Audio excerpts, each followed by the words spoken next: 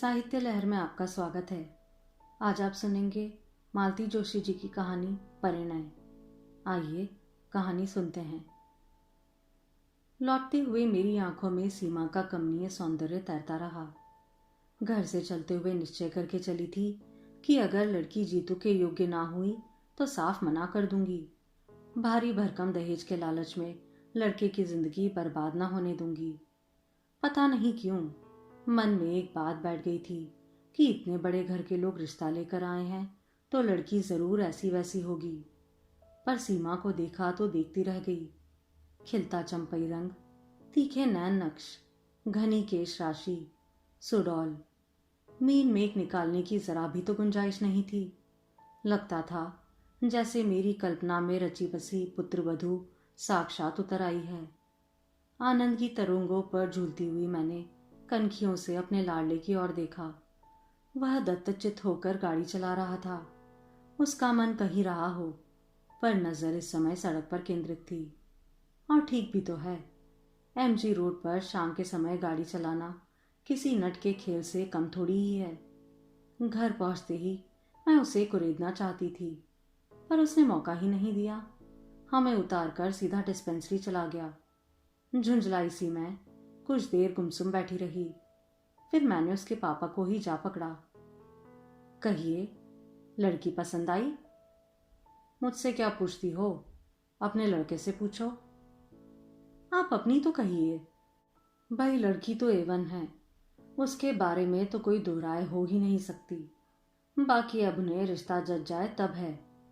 अरे वाह, रिश्ता ना जचता हो तो क्या वे 10 बार हमारे दरवाजे पर आते? कोई हम तो लड़की मांगने नहीं गए थे, मैंने तैश में कहा। सो तो ठीक है भाई। और वे चुप हो गए। समझ गई कि रामदास जी के वैभव की चकाचौंध से वे अब तक उभर नहीं पाए हैं। झूठ क्यों बोलूं, विस्मित तो मैं भी हुई थी। जो सोचा था उससे कुछ ज्यादा ही पाया था, और जो था उसका प्रदर्शन करने की भी उन्होंने भरपूर कोशिश की थी। विशाल कोठी, बाहर पंक्तिबद्ध खड़ी 3-3 गाड़ियां, जिनके सामने हमारी मॉरिस एकदम छकड़ा लग रही थी। कीमती सूटों में सजे हुए उनके तीनों लड़के, गहनों कपड़ों से लदी तीनों बहुएं, दामी कालीन, महंगा फर्नीचर, वर्दीदार नौकर, शाही नाश्ता, हर चीज में प्रदर्शन था। हर बात में प्रभावित करने की कोशिश थी। चलने से पहले वह हमें अपना खूबसूरत लॉन और कलात्मक बगीचा दिखाते हुए काफी दूर तक ले गए, और फिर सहज भाव से एक खाली प्लॉट की ओर इशारा करते हुए उन्होंने बताया कि यह उन्होंने लड़की के लिए रख छोड़ा है। लड़कों को उन्होंने शहर के संभ्रांत इलाकों में एक एक बंगला बनवा दिया है, क्योंकि वह जानते हैं कि देर सवेर सबको अलग होना ही है, लेकिन लड़की को वे अपनी आंखों के सामने ही रखना चाहते हैं, इसलिए प्लॉट यहीं ले लिया है। उन्होंने बहुत ही सहज भाव से यह बताया था, पर उनका उद्देश्य छुपाना रहा। उनकी संपन्नता पर, ऐश्वर्य पर विस्मय विमुग्ध होते हुए भी मेरे भीतर बैठी अभिमानी माँ मुझे बार बार जतला रही थी। देख, तेरे बेटे के लिए कितने बड़े घर का रिश्ता आया है। और तब बेटे की योग्यता के सम्मुख सारा वैभव हेय लगने लगा था। एक बात सोच लो, जीतू के पापा कह रहे थे, यह शादी हो गई तो जीतू अपने पास नहीं रह पाएगा, वहीं बंगला बनाकर रहना पड़ेगा। कोई जरूरी है? मैंने तुनक कर कहा। क्या उसके घर द्वार नहीं है जो ससुराल में बसने जाएगा? और मेरे ही क्या 10-5 लड़के हैं जो मैं उसे भेज दूंगी।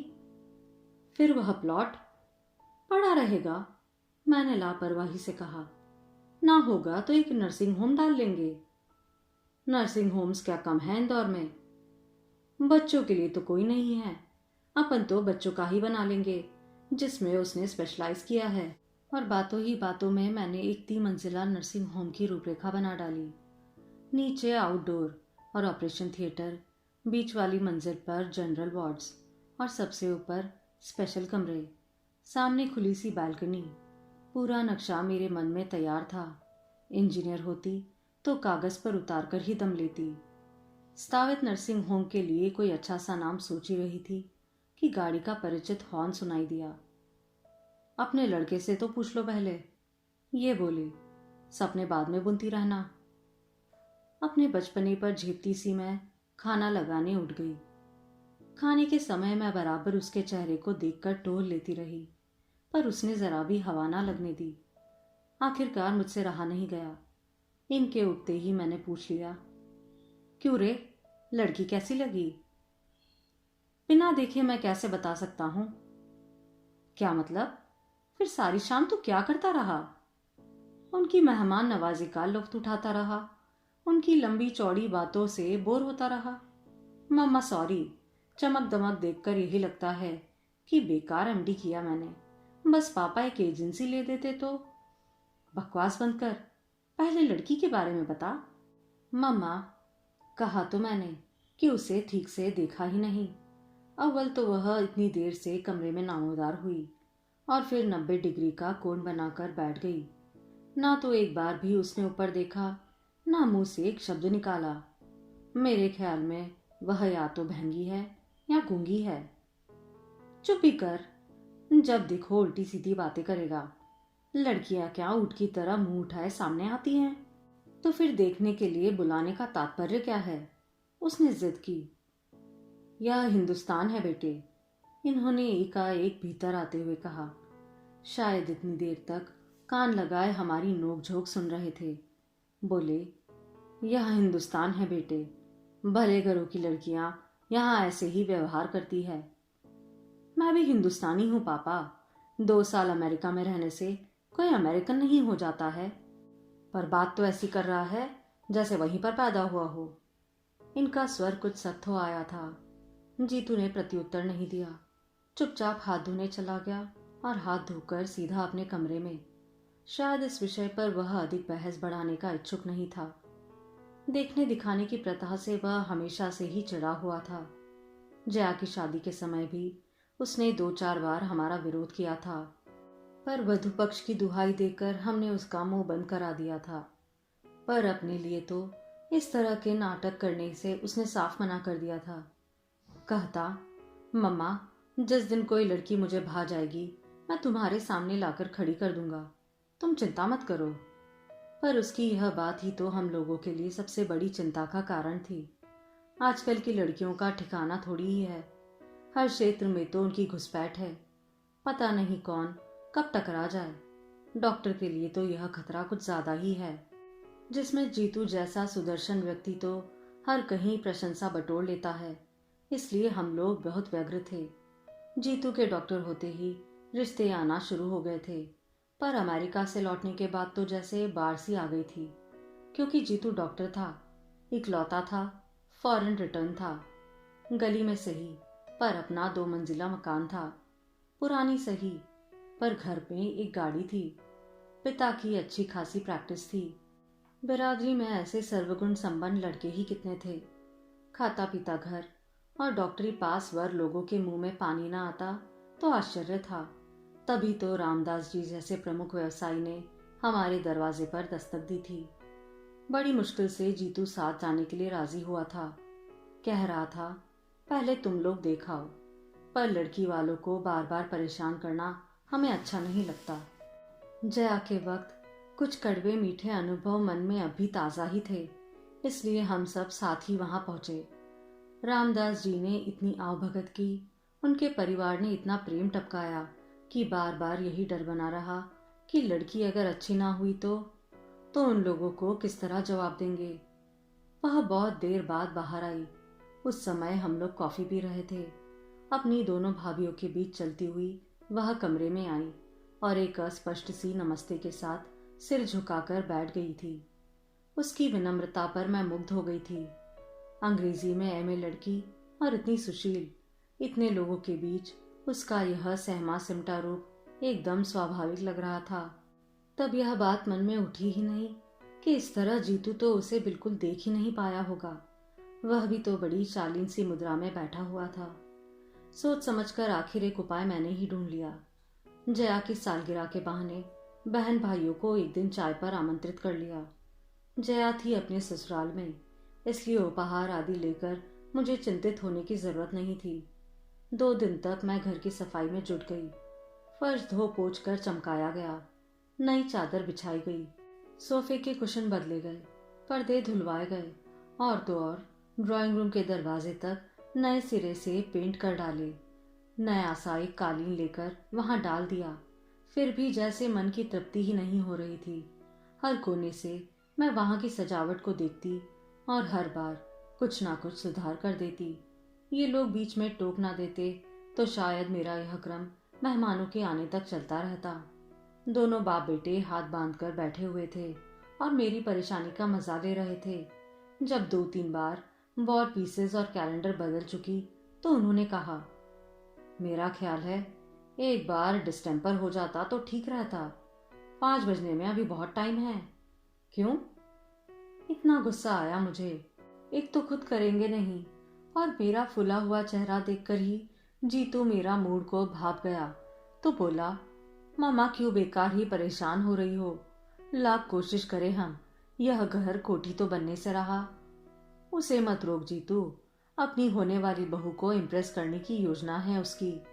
And you know, first impression is the last impression. कोठी ना सही, आउट हाउस तो लगेगा ना यह घर। अरे आउट हाउस भी लग जाए तो गनीमत समझो, मैंने तो नक्कर कहा। जाने किस दरिद्र जगह में डाल दिए है सारा पैसा। कितना भी करो रौनक ही नहीं आती। गुस्से में ही सही, मैं अपने मन की बात कह गई थी। इतना लंबा चौड़ा मकान बनवा तो लिया था, पर गली की वजह से उसकी सारी शान पर पानी सा फिर जाता था। रामदास जी के आउट हाउस सचमुच इससे अच्छा शो देते थे। उस दिन प्लॉट दिखाने ले गए थे, तब उन्होंने दिखाई थी छोटे छोटे घरों की वह लंबी कतार। उनकी संस्था के कर्मचारी उनमें रहते थे। खुली जगह में हरियाली के समुद्र के बीच वे छोटे छोटे द्वीपों की तरह लग रहे थे। जी तो ठीक ही कहता है, बेकार मेहनत करने से क्या फायदा। उस वैभव से तो होड़ लेना ही असंभव है। ठीक 5 बजे वे लोग आए। छोटी वाली दोनों भाभियां, छोटे भाई और वह। मुझे अच्छा लगा। बहुत भीड़ होती तो वही उस दिन वाला किस्सा हो जाता। लगा कि लोग समझदार है। सीमा उस दिन की तरह गहनों से लदी नहीं थी। मेकअप भी बहुत हल्का था, इसलिए उसका सौंदर्य आज आंखों में चकाचौंध नहीं भर रहा था, बल्कि ठंडक दे रहा था। नींबू कलर की हल्की जरी के काम वाली शिफॉन उसके रंग के साथ एकाएक हो रही थी और देखने वाले की आंखों को बांध लेती थी। मेरी नौकरानी ने तो वही निर्णय सुना दिया, लाड़ी गनी सुंदर छे हो। वे सभी लगभग समवयस्क ही थे। उन्हें ड्राइंग रूम में छोड़कर मैं रसोई में चली आई और देर तक नाश्ता लगाती रही। नाश्ते की तैयारी भी मैंने कल से ही शुरू कर दी थी और अपना सारा पाक कौशल दांव पर लगा दिया था। उन लोगों ने हर वस्तु के साथ न्याय किया और प्रशंसा के पुल बांध दिए। छोटी बहू ने तो 1-2 चीजों की विधि भी पूछी। अच्छा लगा। सीमा जरूर धीरे धीरे चुक सा रही थी, पर मैंने ध्यान नहीं दिया। अपनी होने वाले ससुराल में भी कोई चबर चबर खा सकता है भला। खाने के बाद मैं महिलाओं को घर दिखाने में लग गई। उन दोनों बहुओं ने हर बात की प्रशंसा की, सजावट की, सामान की, कढ़ाई की, बुनाई की। सबसे अंत में मैं उन लोगों को किचन में ले गई, जो मेरा अभिमान बिंदु था। सफेद रंग में नहाया हुआ, आधुनिक उपकरणों से सजा हुआ, अलमारी में झिलमिला करते स्टील के बर्तन, चमकते पीतल की हिंडालियम के डिब्बे, जगमग करती क्रॉकरी, मचान पर एक सी झालर से सजे अचार मुरब्बे की बर्नियां। जो भी देखता प्रशंसा करता। इन लोगों ने भी की, पर सीमा यहाँ भी चुपचाप बनी रही। इस बार मैं उतनी तटस्थ नहीं रह सकी। मन में कुछ चुभा जरूर। मुंह खोलकर तारीफ ना करती, पर प्रशंसा की एक नजर तो डाल लेती।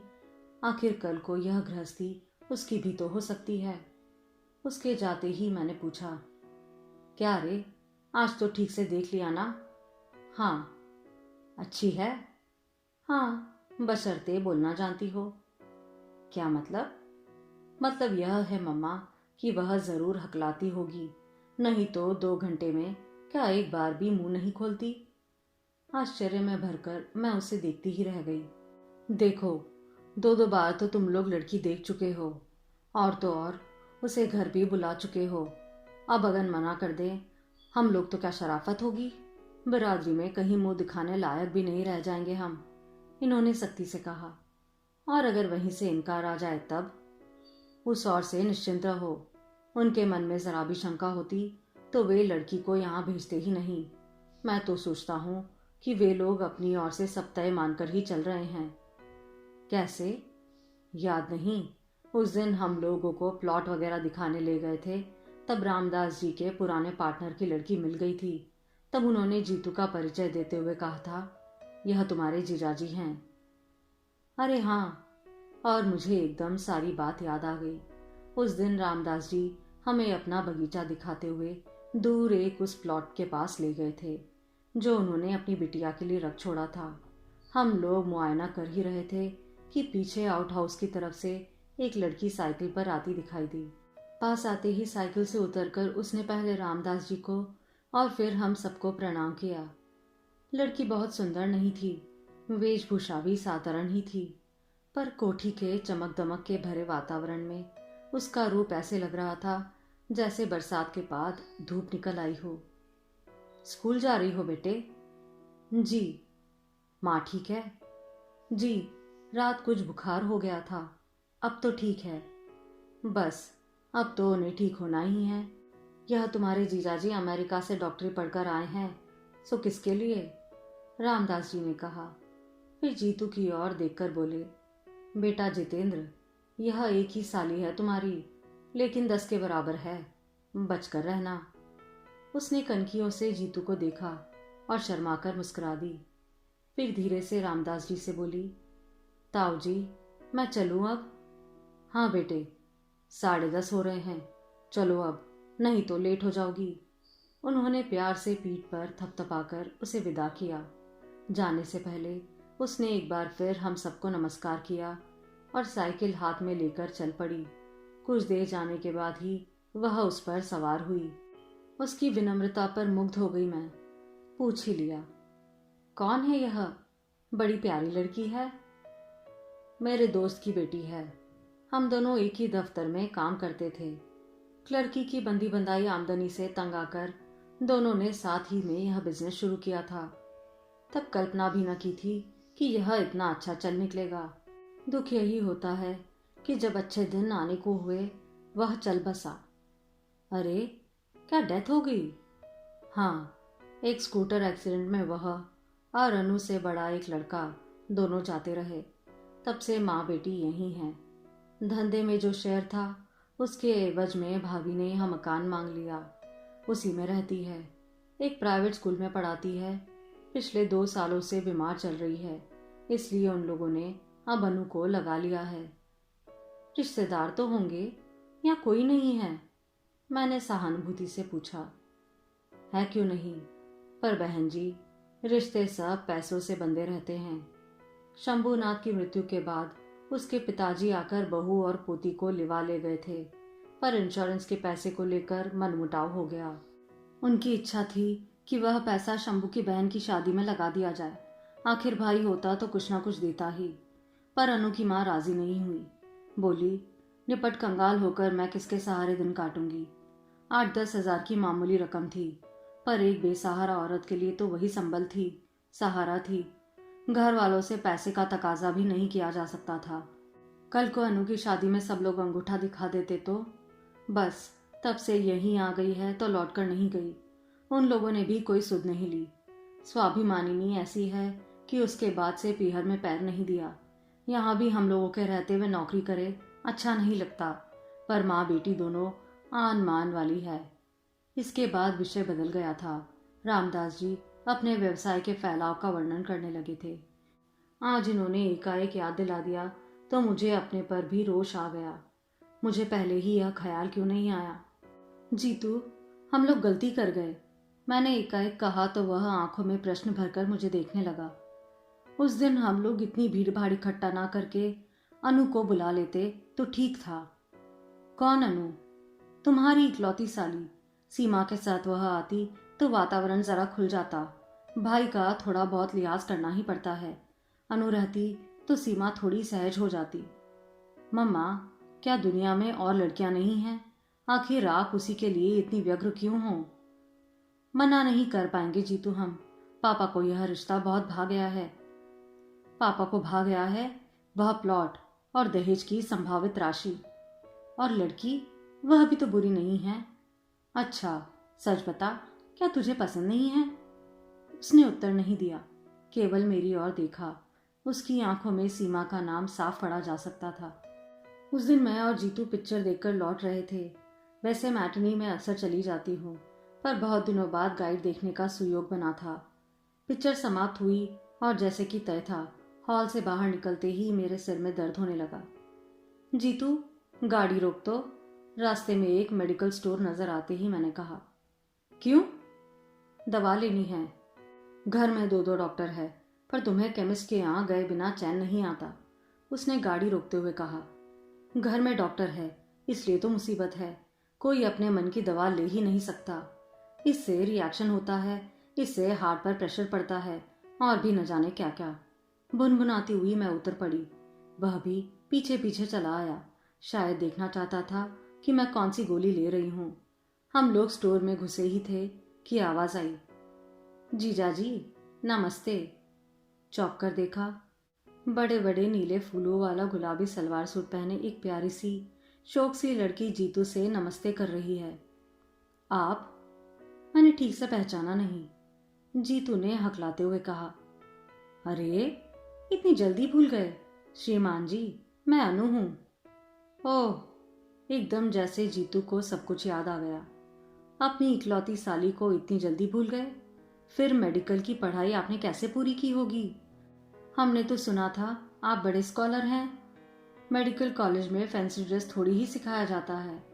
उस दिन तो आप सफेद सी साड़ी पहने बड़ी सोबर सी लग रही थी। उस दिन स्कूल जा रही थी ना, वहां तो भाई सोबर बनकर ही जाना पड़ता है। तो पढ़ाती हैं? हे भगवान, इस देश का क्या होने वाला है। जीतू भी अब मूड में आ गया था। देश की चिंता मत कीजिए जीजाजी, जो बच्चे आपके इलाज से बच जाएंगे वे ही मेरे स्कूल में आएंगे। मैं काउंटर पर खड़ी खड़ी इस नोक झोंक का मजा ले रही थी। जब बिल चुकाकर लौटने लगी तब अनु ने मुझे देखा। नमस्ते आंटी, उसने विनम्रता से सिर झुकाकर कहा और पास आकर खड़ी हो गई। कैसी हो बेटे? माँ कैसी है? मैंने औपचारिकता निभाई। माँ का तो आंटी चलता ही रहता है, उन्हीं की दवाई लेने तो आई थी। उसने कंधे पर लटका बैग खोलकर दिखाते हुए कहा। चलो, तुम्हें घर छोड़ दे, मैंने दुकान से बाहर निकलते हुए कहा। ना आंटी, मेरे पास तो अपना लोहरथ है। पर यह बताइए, आप लोग घर कब आ रहे हैं? उस दिन ताऊजी कह रहे थे कि जीजाजी एक दिन माँ को देखने जरूर आएंगे। मैंने जीतू की ओर देखा। वह कुछ देर तक सोचता रहा, फिर बोला। अनु जी, आपके घर हम जरूर आएंगे, पर एक शर्त है। फरमाइए। कुछ देर वह पसोपेश में चुप रहा, फिर बोला। मम्मा, तुम चलकर बैठो, मैं अभी 1 मिनट में आया। बच्चे इस तरह से लिहाज करते हैं तो कितना अच्छा लगता है। वैसे शर्त क्या मुझसे छुपी हुई थी? सीमा को भी उसके साथ अनु के यहाँ बुलवाने की बात होगी, और क्या। 5-6 दिन बाद एक दोपहर का खाना खाते हुए उसने पूछा। मम्मा, शाम का कोई कार्यक्रम तो नहीं है? नहीं तो क्यों? अनु के यहाँ चलना है। मैं चलकर क्या करूंगी रे? यूं ही तुम लोगों को असुविधा होगी। हम लोगों से मतलब यही कि सीमा भी आएगी ना वहां। नहीं, उसके साथ सुबह इंदौर कॉफी हाउस में डोसा खा चुका हूं, यही तय हुआ था। उसने रूखे रूखे अंदाज में कहा था। मैंने गौर से देखा, उसका चेहरा भी बुझा बुझा सा था। शाम को कुछ यूं ही मूड में हम लोग रवाना हुए। अपनी कार हम लोगों ने जानबूझकर छोड़ दी थी। हमने स्कूटर ले लिया था, जो बाहर बाहर चलता हुआ ठीक उस घर के सामने जाकर रुका था। वह प्रतीक्षा में द्वार पर ही खड़ी थी। हमें देखते ही उसकी आंखें प्रसन्नता से चमक उठी थी। पहले कमरे में ही अनु की माँ का बिस्तर लगा हुआ था। उम्र पता नहीं क्या रही होगी, पर जीवन संघर्षों और बीमारियों ने उस औरत को बुरी तरह थका दिया था। कुछ औपचारिक चर्चाओं के बाद जीतू बोला। मम्मा, आप लोग थोड़ी देर गपशप करो, तब तक मैं इन्हें देख लेता हूँ। अनु मुझे भीतर ले वाले आए। 2 ही तो कमरे थे, बीच में आंगन और उस पार रसोई। उसने बताया कि बाहर के कमरे में रहने से माँ को अकेलापन नहीं सताता। दरवाज़ा भी पलंग पर बैठे बैठे खोल लेती है। सुबह शाम कोठी से कोई नौकरानी आकर चौका बर्तन सफाई कर जाती है, पर बाकी समय तो उन्हें अकेले ही रहना पड़ता है। आंगन में उसने कई गमले लगा रखे थे। मैं मूडे पर बैठे बैठे उन खूबसूरत फूलों को देख रही थी कि कुछ ही क्षणों में जीतू आ गया। हाथ धुलवाएंगी? जीतू ने कहा। वही जामुन के थाले में अनु हाथ धुलवाने लगी। कैसी है माँ? अनु ने अधीरता से पूछा। वह चुपचाप हाथ धोते रहा, बेमतलब देर लगाता रहा। माँ ठीक तो हो जाएंगी ना? उसने दोबारा पूछा। इस बार उसकी आवाज़ काँप रही थी। अनु जी, हमने तो अपना वादा पूरा कर दिया, पर आपकी बात तो अधूरी रह गई। तो इसका हम क्या करें? शर्त तो सिर्फ दीदी को ले आने भर की थी। अब वह बुद्ध बनी बैठी रही तो हम क्या करें? हाँ, आप कर ही क्या सकती हैं? एक कप चाय तो पिला सकती हैं ना? Oh sure. एकाएक उसका चेहरा खिल उठा। माँ के बारे में पूछते हुए 2 आंसू बरबस गालों पर लुढ़क आए थे। वे अब धूप में ओसकंड की तरह चमकने लगे थे। आप थोड़ी देर माँ के पास बैठिए आंटी, मैं चाय लेकर अभी आई। हम दोनों फिर से बाहर जाकर बैठ गए। थोड़ी देर तक गुमसुम बैठने के बाद जीतू ने कहा, चाची जी, यहाँ आसपास आपके कोई रिश्तेदार नहीं है? है क्यों नहीं बेटा, पर अपना कहने लायक कोई नहीं है। 4 चाचा है अनु के, पर पिछले 10 साल से किसी ने एक बार भी इधर का रुख नहीं किया है। अनु के मामा तो होंगे? एक है, और उनका अपना ही परिवार इतना बड़ा है, फिर परिस्थितियां भी साधारण हैं। उन पर बोझ बनने की अपेक्षा अपनी ही कमाई खाना अच्छा लगा। अब तक तो ईश्वर ने आन निभा दी थी, अब 2 साल से लड़की खट रही है। पर तुम क्यों पूछ रहे हो बेटा? कुछ नहीं, ऐसे ही।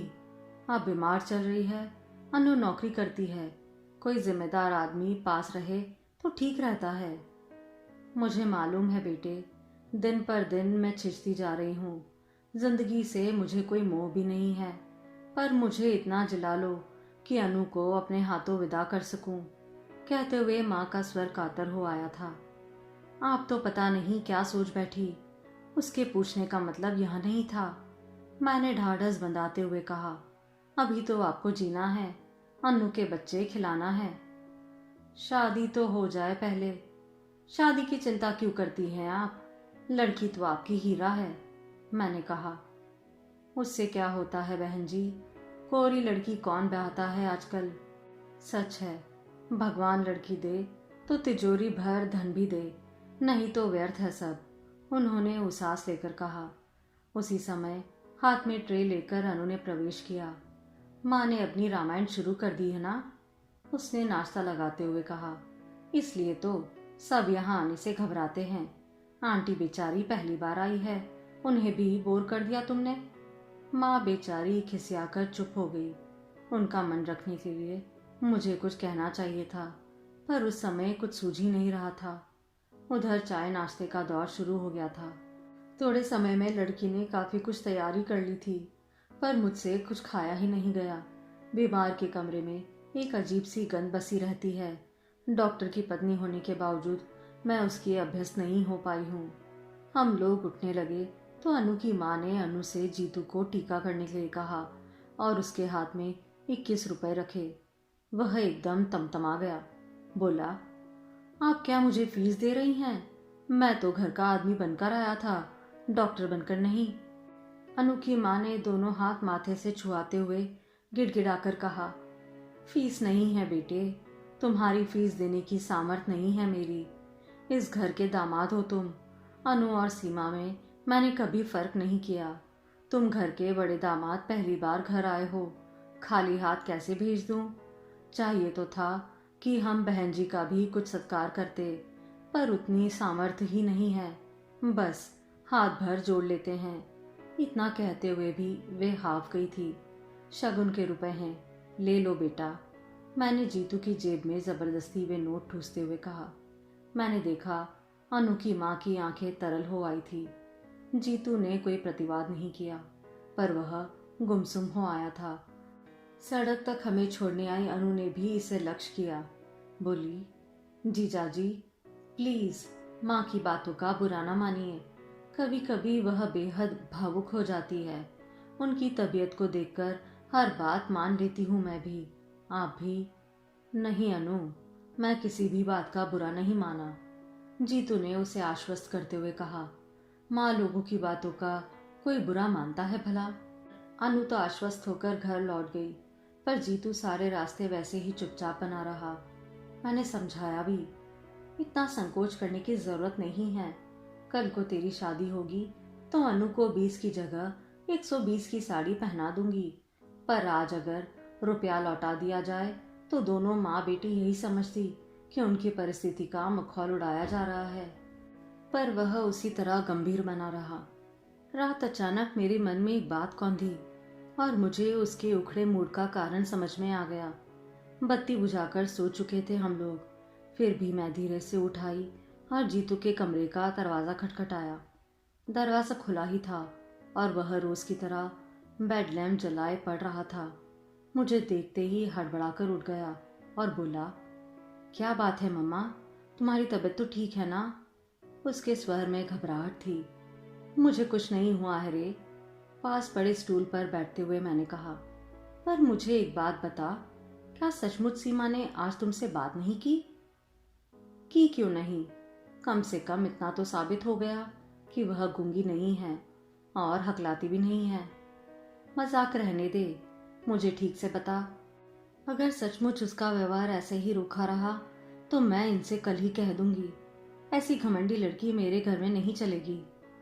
जीतू ने कोई उत्तर नहीं दिया, वैसे ही मुंह लटका कर बैठा रहा। और इस जरा सी बात के लिए तू क्यों मन खराब कर रहा है? दुनिया में क्या और लड़कियां नहीं हैं? मम्मा, अगर मैं उदास हूं तो सीमा के लिए नहीं, सारी शाम मैं सिर्फ अनु की माँ के लिए सोचता रहा हूं। क्यों? उनकी हालत बहुत खराब है मम्मा, हार्ट एकदम डैमेज्ड है, किसी भी समय कुछ भी हो सकता है। पैरालिसिस का एक अटैक उन्हें आ चुका है, दूसरा किसी भी समय हो सकता है। वह इतना आसान नहीं होगा। पैरालिसिस? पर उनकी उम्र तो इतनी ज़्यादा नहीं लगती। उम्र से क्या होता है, ब्लड प्रेशर तो है, डायबिटीज़ तो है, शुगर का परसेंटेज इतना हाई है, उनका चार्ट देखती तो तुम गश खा जाती। कोई जिम्मेदार आदमी घर में होता, मैं स्थिति की गंभीरता से उसे परिचित करवाता, पर ले देकर बस वही एक लड़की है घर में, उससे कोई क्या कहे, कैसे कहे? सच ही तो कह रहा था वह। जया सगाई से 4-5 दिन पहले आ गई थी। आते ही वह शुरू हो गई, मम्मा, लड़की खूब सुंदर है ना? नहीं तो मैं कहीं मुंह दिखाने लायक नहीं रह जाऊंगी। अब जैसी भी है देख लेना, मैंने चुटकी लेते हुए कहा। नहीं मम्मा, ऐसा गजब ना करना, अपने यहाँ इतने रिश्ते मैं लौटा चुकी हूँ, सबसे कह रखा है एक ही बहू आएगी घर में तो वह भी ऐसी वैसी नहीं चलेगी। अब जो यह लड़की सुंदर ना हुई तो लोग मेरा मजाक बना डालेंगे। मेरी जेठानी तो अभी से कह रही थी कि देखे कौन सी अप्सरा आएगी। उनकी भतीजी के लिए मना करके मैंने उन्हें खूब नाराज कर दिया है ना। यहाँ भी तो वही हाल है। मैंने कहा, लोग बाग अपनी लड़कियां देखते नहीं हैं और मुंह उठाए चले आते हैं, और मना करो तो हमेशा के लिए मुंह फुला लेंगे। जब से बात पक्की हुई है बस यही चर्चा है कि हमने बस पैसे का मुंह देखकर ही हाँ की है। अब तो बस यही लगता है कि कब शादी हो, कब बहू घर में आए। एक बार उसे देख लेंगे तो अपने आप सबके मुंह बंद हो जाएंगे। मेरी बात से जया की उत्सुकता चरम सीमा पर पहुंच गई। मैंने भी उसे ज्यादा प्रतीक्षा करवाना उचित नहीं समझा। दूसरे ही दिन सीमा को बुलावा भेजा। सगाई की साड़ी खरीदने का बहाना था। वैसे भी मैं अब तक जया के लिए रुकी थी। सोचा लड़कियों की पसंद से ही खरीदारी ठीक रहेगी। रोज रोज कोई इतनी महंगी साड़ी तो खरीदता नहीं। रामदास जी स्वयं बेटी को लेकर उपस्थित हुए, हाथ जोड़कर बोले, आपका आदेश टाला नहीं जा सकता था, इसलिए ले आया हूँ। वैसे उसकी अपनी पसंद कोई नहीं है, आप जो भी पहनाएंगे पहन लेगी। मैंने उन्हें आश्वस्त किया कि खरीदारी का तो बहाना है, दरअसल जया से उसे मिलाना चाहती थी। मेरी बात से उनका सारा संकोच दूर हो गया। बार बार यही कह रहे थे कि लड़की अब आपकी है, जब चाहे बुलवा लीजिएगा। वह वापस लौट गए। मैं जानबूझकर उन लोगों के साथ बाजार नहीं गई। सीमा के साथ अनु आई थी। मैंने जया के साथ जीतू को कर दिया। सोचा सब बराबर उम्र वाले साथ रहेंगे तो ठीक रहेगा। मेरी वजह से बेचारे संकोच में पड़ जाएंगे। अनु और जीतू की नोकझोंक तो रामदास जी के जाते ही शुरू हो गई थी।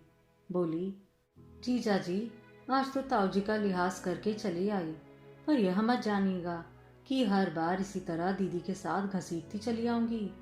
भविष्य में बकायदा निमंत्रण भेजना पड़ेगा। आखिर हमारी भी कोई प्रेस्टीज है। क्यों नहीं, क्यों नहीं। आपकी प्रेस्टीज का तो हमें ख्याल सबसे पहले रखना है। हमारी वकील तो आप ही है। जीतू ने गंभीरता से कहा और डायरी निकालते हुए बोला, लाइए जरा अपना पता तो लिखवाइए। मैं तो अनु के आगे कुछ भी नहीं जानता। अनुराधा, अनुपमा या कि पौराणिक अनुसुईया। गलत। लगता है नामों के बारे में आपका ज्ञान बहुत सीमित है। श्रीमान जी, मेरा नाम अनुप्रीता है। ओह, व्हाट अ लवली नेम। बस। हाय जीजा जी, आप कवि ना हुए, नहीं तो कहते। वाह, जैसी आप है वैसा ही सुंदर आपका नाम है। मुझे दुख है अनु जी कि मैं डॉक्टर हूँ। सच बात कहता हूँ जो अक्सर कड़वी होती है। कहिए तो। कहना चाह रहा था कि काश आप भी उतनी सुंदर होती जैसे आपका नाम है। हाँ, ठीक तो है। अब तो आपकी नज़र में एक ही व्यक्ति सुंदर रह गया है। कहते हुए उसने होठ भींच लिए, पलकों के किनारे भीग गए। मैंने जीतू को डांट कर चुप करवाया तो बोला, बस इतने में ही रो दी। और आपके ताऊ जी तो कह रहे थे एक ही साली है पर 10 के बराबर है। हमने तो सिर्फ बानगी पेश की है और आपके छक्के छूट गए। उसकी इस जुगलबंदी का हम सभी मजा ले रहे थे। जीतू की आखिरी बात पर तो सब लोग ठहाके दे रहे थे। अनु भी बहादुरी के साथ मुस्कुरा दी।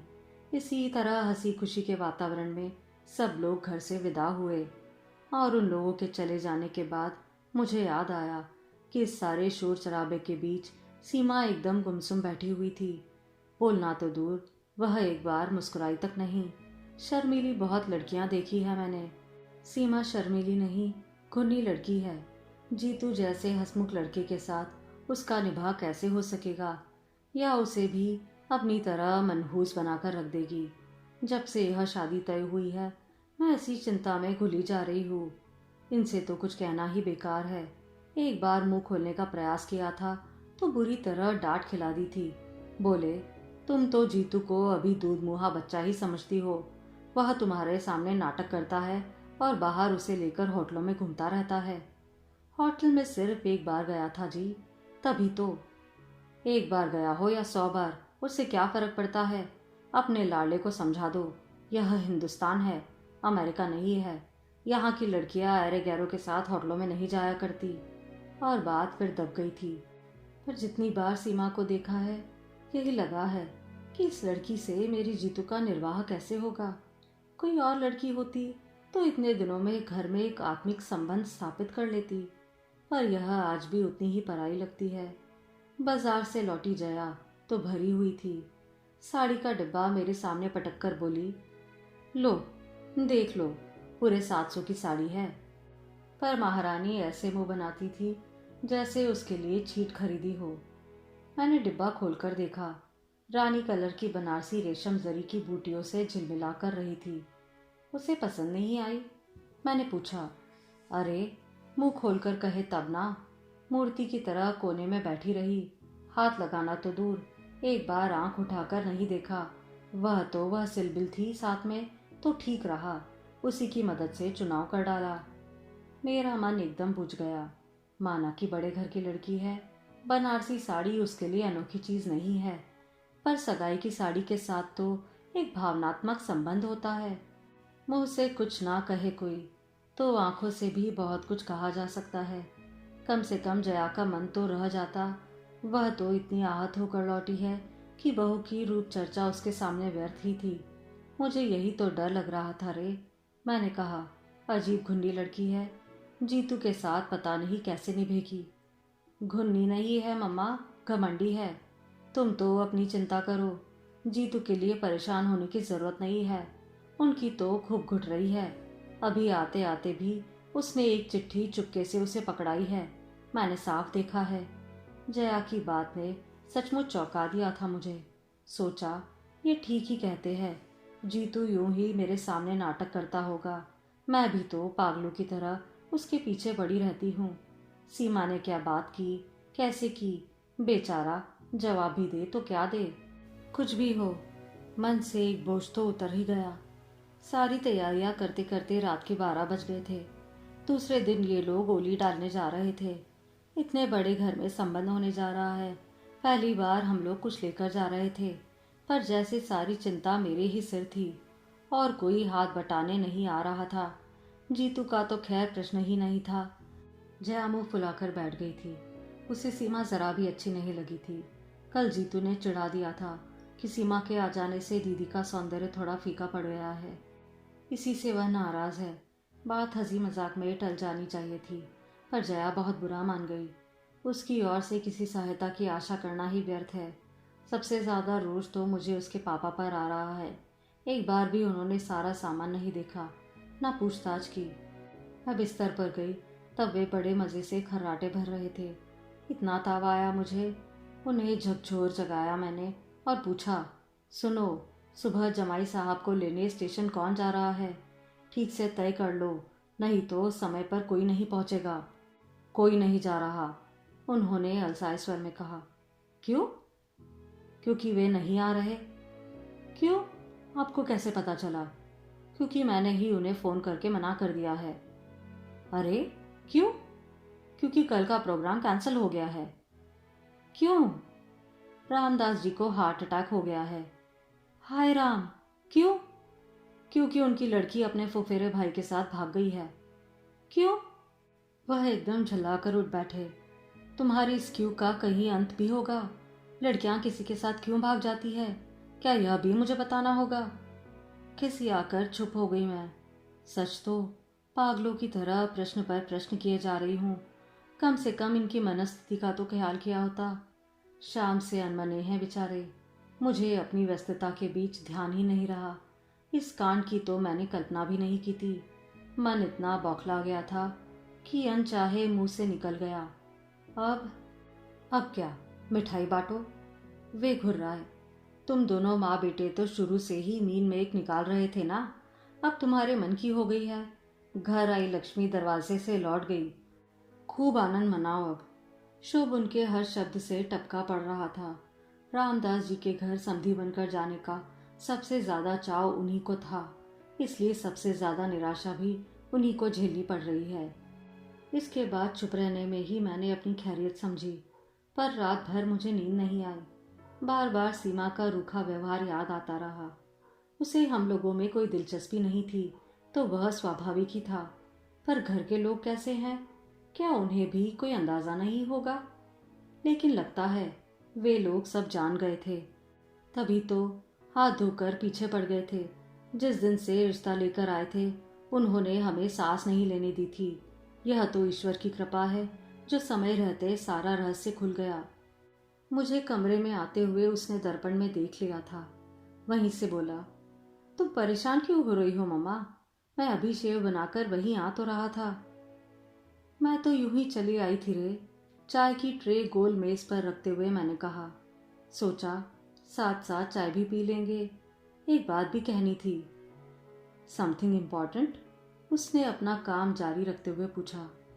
हाँ, ऐसा ही समझ लो। वह जो सीमा है ना, वह बुरी तरह से चौंका कि रेजर हाथ से फिसल ही गया। गीले तौलिए से गाल को सहलाते हुए वह मेरे पास आकर बैठ गया और अधीर स्वर में बोला, सीमा का क्या कह रही थी तुम? क्या किया है उसने? वह अपने फुफेरे भाई के साथ भाग गई है, मैंने सपाट स्वर में आखिर कह ही डाला। ओह मम्मा, उसने एक दीर्घ सांस छोड़ा। तुमने तो मुझे डरा ही दिया था। उतनी सी देर में पता नहीं मैं क्या क्या सोच गया था। क्या सोच गया था? मैंने हैरत से पूछा। दरअसल मम्मा, मैं एक पागलपन कर बैठा था, उसने खिसियाए स्वर में कहा। इससे पहले कि मैं कुछ पूछूं, वह उठा और दराज में से एक कागज निकाल कर लाया और बोला, लो पढ़ो। पढ़ने को तो था ही क्या, बस 2 ही पंक्तियां लिखी थी। अगर आप शादी से इनकार नहीं करेंगे तो मुझे मजबूरन कुछ खा लेना पड़ेगा। कब मिली यह चिट्ठी तुम्हें? मैंने कांपते स्वर में पूछा। उसी दिन जब हम लोग साड़ी खरीदने गए थे। तो पगले, मुझे बताया क्यों नहीं? कैसे सर्वनाश हो जाता अभी। एक जिद सी सवार हो गई थी मम्मा। मैं भी जया की तरह सोचने लगा था कि ये लड़की हमें बहुत छोटा करके देखती है। इसके दर्द को तोड़ना होगा। इसे ब्याह कर घर लाना ही होगा, भले ही दूसरे दिन उसे छोड़ आना पड़े। उसकी बेरुखी का और कोई कारण हो सकता है, इस और मेरा ध्यान ही नहीं गया। और अगर वह सचमुच कुछ खा लेती तो? मैंने कप में चाय डालते हुए पूछा। इसलिए तो तुमने जब एकाएक उसका नाम लिया तो मैं तो डर गया। मुझे तो हैरत होती है मम्मा, पढ़ी लिखी होकर भी ये लड़कियां इतनी बुज़दिल क्यों होती है? अपने मन की बात मुंह खोलकर कहती क्यों नहीं? बस गूंगी गाय की तरह हर किसी खूंटे पर चुपचाप बन जाती है। अब तो उसने अपने तेवर दिखला ही दिए है ना? मैंने कड़वाहट भरे स्वर में कहा। हाँ, यो तो मानना पड़ेगा, उसने काफी दिलेरी से काम लिया। पता मालूम हो तो मेरी ओर से बधाई का तार भेज देना। मैं तो इसी बात के लिए शुक्रगुजार हूँ कि वह काफी समझदारी से पेश आई। शादी की रात तक इंतजार नहीं किया, नहीं तो अपनी जिंदगी में भी फिल्म स्टोरी बन जाती। वह उठकर पुनः आईने के सामने खड़ा हो गया। मैं उसे गौर से देखती रही, पर साबुन के झाग से भरे चेहरे पर कुछ भी पढ़ना असंभव था।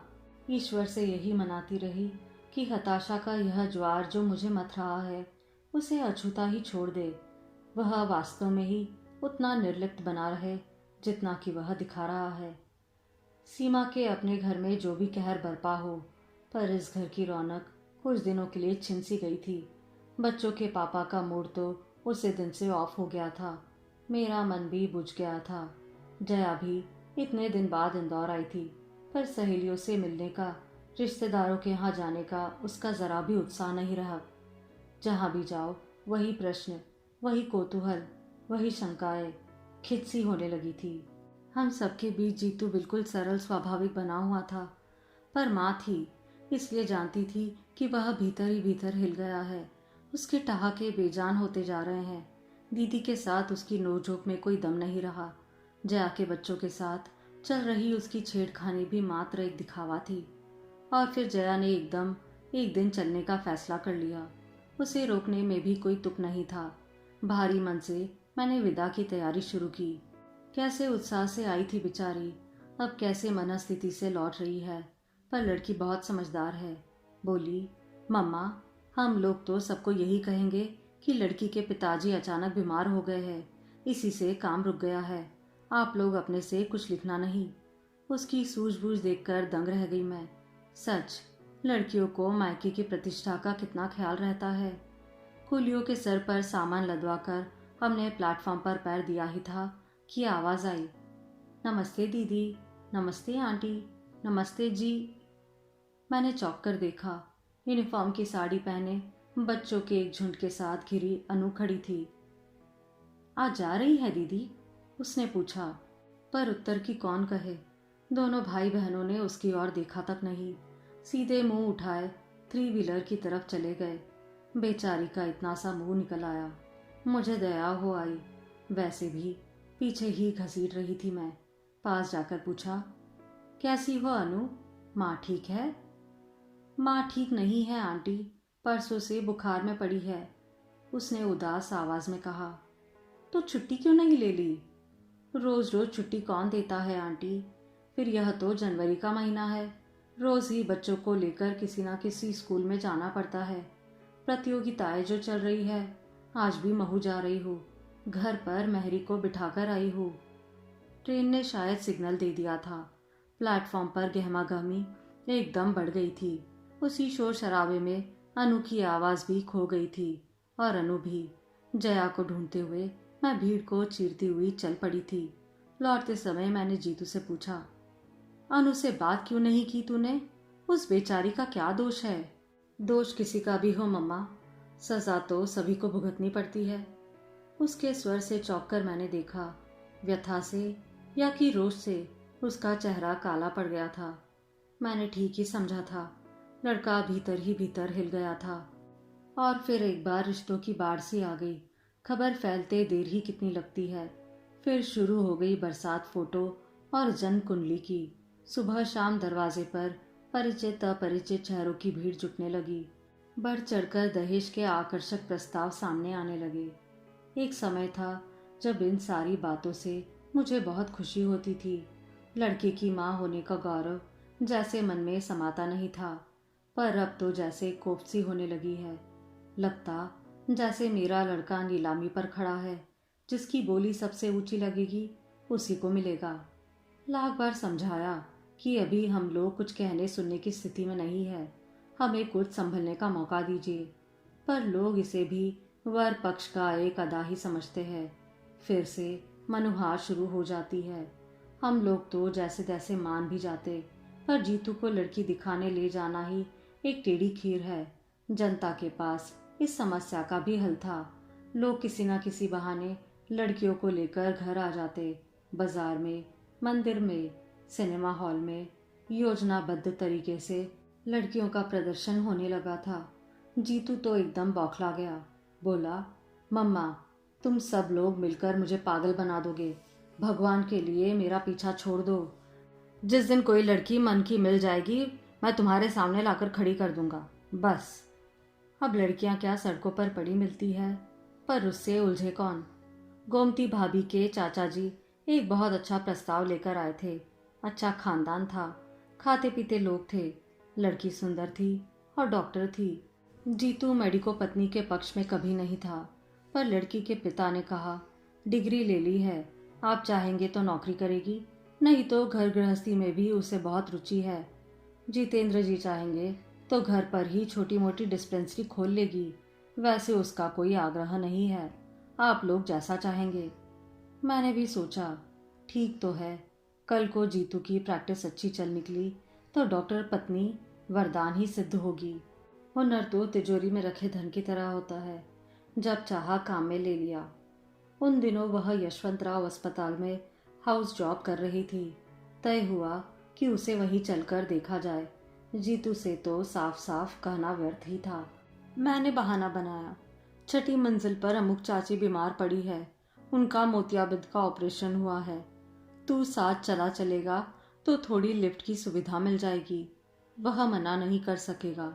जानती थी, अस्पताल के विशाल पोर्ट में स्कूटर टिकाया ही था कि देखा स्टीरियो पर एक परिचित आकृति हथेलियों से मुंह छिपाए सिसक रही है। अनु, क्या हुआ? हम दोनों के मुंह से एक साथ निकला। उसने अपने आंसुओं से भीगा चेहरा उठाकर हमारी ओर देखा और पास चली आई। बोली, जीजाजी, माँ बहुत बीमार है। उस दिन स्टेशन पर जीजाजी कहते हुए उसकी जबान लड़खड़ा गई थी, पर आज उसे इसका होश ही नहीं रहा। उसकी माँ सचमुच बीमार थी। क्या हुआ है माँ को? पता नहीं, परसों से यहाँ ले आए हैं, तब से उन्होंने एक बार भी आंख नहीं खोली है। कौन से नंबर में है? चलो देखते हैं। यही इंटेंसिव में है, पर वहाँ किसी को भीतर जाने थोड़ी ही दे रहे हैं। ताई जी, भाई जी, मामा जी सब बाहर ही बेंचों पर बैठे हैं। मुझसे तो वहाँ बैठा नहीं जा रहा है, रुलाई सी छूटने लगती है। जीजा जी, आप तो डॉक्टर हैं, आपको तो जाने देंगे ना? उसने अधीरता से पूछा। मामा जी आए हैं? जीतू ने पूछा। हाँ, कल शाम से ही आए हैं, उन्हें तार दे दिया था ना। अच्छा अनु, तुम अंदर चलो, मैं डॉक्टर परिहार को लेकर अभी आ रहा हूँ, जीतू ने अधिकारपूर्ण लहजे में कहा। एक बार हम लोगों की ओर करुणा दृष्टि से देखते हुए अनु भारी कदमों से भीतर चली गई। उसके जाते ही जीतू मेरे सामने तनकर खड़ा हो गया और पास से गुजरती बेतहाशा भीड़ को अनदेखा करते हुए बोला, मम्मा, क्या तुम इस लड़की को बहू के रूप में स्वीकार कर सकोगी? मैं हतप्रभ होकर उसे देखती ही रह गई। यह मत सोचना मम्मा कि मैं भावावेश में आकर इतनी बड़ी बात कह रहा हूँ। पिछले कई दिनों से यह बात मेरे मन में घुमड़ रही है, पर मैं व्यक्त नहीं कर पा रहा था। पर बेटा, ये बातें हड़बड़ी में तय नहीं की जाती। मैंने कहना चाहा तो वह फौरन मेरी बात काट कर बोला, कहा ना मैंने, अब सोचने विचारने के लिए समय नहीं रहा। मुझे मालूम है, अपने इकलौते बेटे की शादी के लिए तुम्हारे मन में ढेर सारे अरमान हैं, पर मम्मा, भीतर जो दम तोड़ रही है वह भी एक माँ है। उसने भी अपनी इकलौती बेटी के लिए कई सपने संजोए होंगे। उन सपनों के लिए वह जिंदगी भर अपने से परिस्थितियों से लोहा लेती रही है। अब तो शायद वह कुछ भी कहने सुनने के परे चली गई है, पर अगर एक क्षण को भी उनकी चेतना लौट आए तो मैं उन्हें आश्वस्त करना चाहता हूँ कि उन्हें यहाँ से खाली हाथ नहीं जाने दूंगा। पर मम्मा, इसके लिए मुझे तुम्हारी आज्ञा चाहिए, दोगी ना? उसकी बात पूरी भी ना हो पाई थी कि अनु बदहवास सी दौड़ती आई और बोली, जीजा जी, जल्दी चलिए ना, प्लीज। माँ को देखिए, वे लोग क्या कह रहे हैं। पल भर को हम दोनों जैसे काठ हो गए। मैंने ही किसी तरह अपने आप को समेटा और कहा, जीतू, तुम अंदर जाकर देखो। अनु की चिंता मत करो, वह मेरे पास है, हमेशा रहेगी। और सुबकती हुई अनु को मैंने अपने अंक में भर लिया। आप सुन रहे थे मालती जोशी जी की कहानी परिणय।